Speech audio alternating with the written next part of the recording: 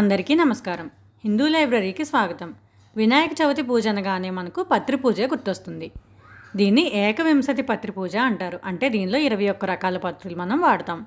ఈ 21 రకాలు ఏంటి, వాటి పేర్లు ఏంటి, వాటిని ఎలా గుర్తించాలి అన్నది మనం ఈరోజు వీడియోలో తెలుసుకుందాం. వినాయక వ్రతకల్పంలో ఈ 21 రకాల పత్రుల పేర్లు ఉంటాయి. కానీ అవి సంస్కృతంలో ఉండడం వల్ల వాటిని తెలుగులో ఏమంటారో మనకు తెలియదు. కాబట్టి వాటిని తెలుగులో ఏమంటారో మనం తెలుసుకుందాం. మొదటి పత్రి ఏమిటో చూద్దాం. మాచీపత్రం. దీన్ని తెలుగులో మాచిపత్రి అని అంటారు.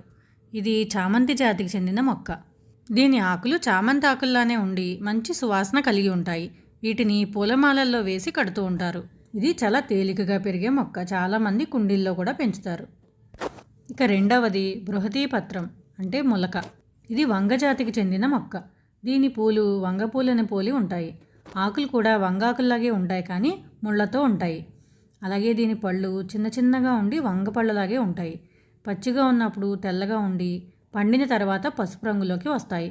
దీనికి అనేక ఔషధ గుణాలు ఉన్నాయి. ఇది రోడ్ల పక్కన ఎక్కడ పెడితే అక్కడ పెరుగుతూ ఉంటుంది. దీని తెలుగులో ముళ్ళవంగ అని కూడా అంటారు.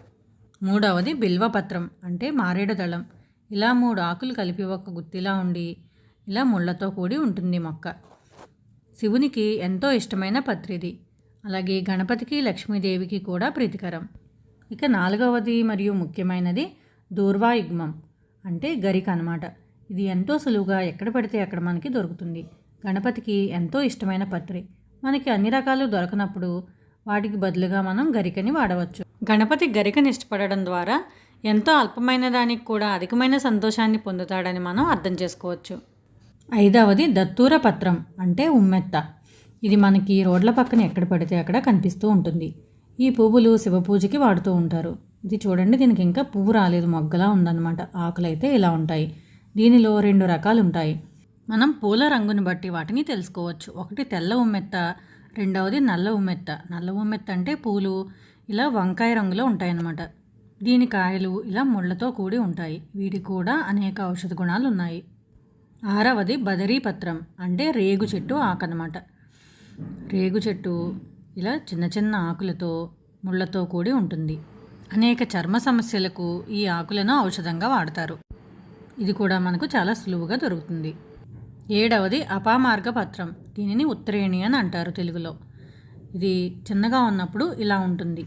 కొంచెం ముదిరిన తర్వాత దీనికి వెన్నెల్లా వస్తాయన్నమాట. ఆ వెన్నెలకి చిన్న చిన్న హుక్స్ లాంటివి ఉంటాయి. మనం దగ్గరికి వెళ్తే కనుక మన బట్టలకు అవి అతుక్కుంటూ ఉంటాయి. ఆయుర్వేదంలో దీన్ని ఎన్నో రకాల ఔషధాల తయారీలో ఉపయోగిస్తూ ఉంటారు. ఎనిమిదవది తులసి పత్రం. హిందువుల్లో తులసి మొక్క అంటే తెలియని వాళ్ళు ఎవరూ ఉండరు. కానీ మనం ఏదైనా పూజకు తులసి పత్రి వాడాలనుకున్నప్పుడు మనం ఇంట్లో పూజించే తులసి కోట నుంచి తుంచకుండా విడిగా ఒక తులసి మొక్కను పెంచుకోవాలి. పత్రి కోసం కానీ మనం ఏదైనా ఔషధపరంగా వాడాలనుకున్నా కానీ ఆ మొక్క నుంచి తీసుకోవచ్చు. అలాగే వినాయక చవితి రోజు మాత్రమే గణపతిని తులసి పత్రితో పూజించాలి. మిగిలిన రోజుల్లో గణపతి పూజలో తులసి పత్రిని వాడకూడదు. 9వది చూతపత్రం అంటే మామిడాకు. ఈ విషయం చాలామందికి తెలియదు. మామిడాకుని చూతపత్రం అంటారని. మనకి ఏ శుభకార్యమైనా సరే మామిడి తోరణాలతోనే మొదలవుతుంది. అలాగే పంచపల్లవాలుగా మామిడాకుని కూడా కలశాల్లో పెట్టడానికి వాడతారు. 10వది కరవీర పత్రం అంటే గన్నేరు. ఇది చాలా మందిళ్ళలో ఉంటుంది. ఈ పూలు మనం ముఖ్యంగా పూజ కోసం వాడుతూ ఉంటాం. ఆకులైతే ఇలా సన్నగా దళసరిగా ఉంటాయి. దీనిలో 3 రంగులు ఉంటాయి: ఎరుపు, తెలుపు, అలాగే పసుపు. 11వది విష్ణుక్రాంత పత్రం. విష్ణుకాంత పువ్వు.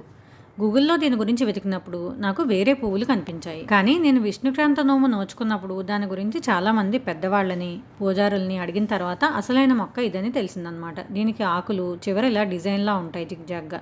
పువ్వులైతే వెన్నులా ఉండి వెన్నుకి చిన్న చిన్న వైలెట్ కలర్ పువ్వులు ఉంటాయన్నమాట. ఈ మొక్క ఆకుల్ని మనం వినాయక చవితి పూజలో వాడతాం. 12వది దాడిమీ పత్రం అంటే దానిమ్మ. చాలామంది ఇళ్లలో దీన్ని పెంచుకుంటూ ఉంటారు. దానిమ్మ ఆకుల్నే దాడిమీ పత్రం అని అంటారు. 13వది దేవదారు పత్రం. ఎత్తైన ప్రదేశాల్లో పెరిగే ఈ వృక్షం ఇలా సన్నని ఆకుల్ని కలిగి ఉంటుంది. మనకిది అంత తొందరగా దొరకదు. 14వది మరువక పత్రం. దీనిని మరువమ్మ అని కూడా అంటారు. మనం చాలామంది దీన్ని కుండీల్లో పెంచుకుంటూ ఉంటాం. వీటిని మల్లెపూలు, కనకాంబరాలు లాంటివి మాల కట్టినప్పుడు మాలలో వేసి కట్టుకుంటూ ఉంటాం. మంచి సువాసన కలిగి ఉంటుంది. ఎండిపోయిన తర్వాత కూడా దీని వాసన అనేది పోదు. 15వది సింధువార పత్రం అంటే వావిలాకు. ఆకులు ఇలా సన్నగా ఉండి పూలు గుత్తుల్లా పూస్తాయి. దీన్ని కీళ్ల నొప్పులకు ఔషధంగా ఎక్కువగా ఉపయోగిస్తారు. 16వది జాజీపత్రం. చాలామంది ఇళ్లలో సన్నజాజి పెంచుకుంటాం కదా, ఈ పత్రినే జాజీపత్రం అని అంటారు. 17వది గండకీ పత్రం. దీనినే దేవకాంచన అని కూడా అంటారు. కొంతమంది లతాదూర్వ అని కూడా అంటారు. నాకైతే దేవకాంచన ఒకటే తెలుసు. ఇది ఇలా పింక్ కలర్ ఫ్లవర్స్తో ఉండి ఆకులు మాత్రం విస్తరాకుల్లా ఉంటాయన్నమాట. ఇలా 2 భాగాలుగా ఉంటాయి. 18వది సమీపత్రం అంటే జమ్మి చెట్టు ఆకు. ఇది అందరికీ తెలిసిందే. మనం దసరాకి ఎక్కువగా దీన్ని పూజిస్తూ ఉంటాం. అలాగే చాలా ఆలయాల్లో మనకి జమ్మి చెట్టు అనేది కనిపిస్తూ ఉంటుంది. ఇతర పూజల్లో కూడా మనం జమ్మిపత్రిని వాడుతూ ఉంటాం కదా. 19వది అశ్వత్థ పత్రం అంటే రావి చెట్టు ఆకు అన్నమాట. మనకి రావి చెట్టు అంటే తెలుసు కదా, చాలా ఆలయాల్లో ఉంటుంది. దీన్ని మనం పూజిస్తాము. ఈ ఆకునే అశ్వత్థ పత్రం అని అంటారు. రోడ్ల పక్కన కూడా మనకి చిన్న చిన్న మొక్కలు కనిపిస్తాయి. 20వది అర్జున పత్రం అంటే మద్ది చెట్టు యొక్క ఆకు. దీనికి ఇలా పళ్ళు ఉంటాయన్నమాట. ఆకులు అయితే ఇలా దళసరిగా ఉంటాయి. మనకి ఇవి అంత తొందరగా ఎక్కడ పడితే అక్కడ దొరకవు. ఇక 21ది చివరిది అర్కపత్రం అంటే జిల్లేడు చెట్టు యొక్క ఆకు. ఈ జిల్లేడు చెట్లు మనకు రోడ్డు పక్కన ఎక్కడ పడితే అక్కడ కనిపిస్తూ ఉంటాయి. వీటిలో 2 రకాలు ఉంటాయి. ఒకటి మామూలు జిల్లేడు, రెండవది తెల్ల జిల్లేడు.